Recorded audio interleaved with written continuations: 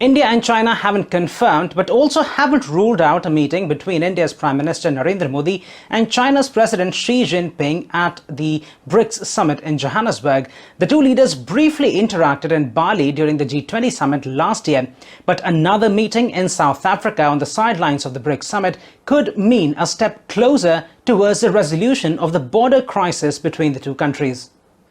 India's opposition leaders say the Chinese army has entered inside India's borders in the northern region of Ladakh. While the Modi government denies these claims, they have called India-China relations abnormal and tense.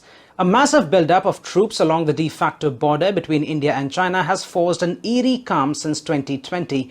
But after the military leaders of the two nations recently agreed to curb new military constructions along the border, it's expected that if a Modi-Xi meeting happens, it could further deflate tensions.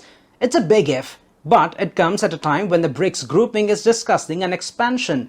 At least 40 countries have expressed an interest in joining the grouping, a move that's supported both by China and Russia. They need India's vote to admit new members, which analysts say could boost BRICS's profile and potentially transform it into an economic heavyweight that can rival the G7 nations.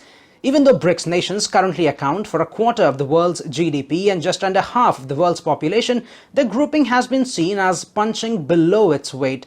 It's perhaps why trade, infrastructure development and more aggressive financing through the new development bank, commonly called the BRICS Bank, is also likely to be on the agenda during the summit.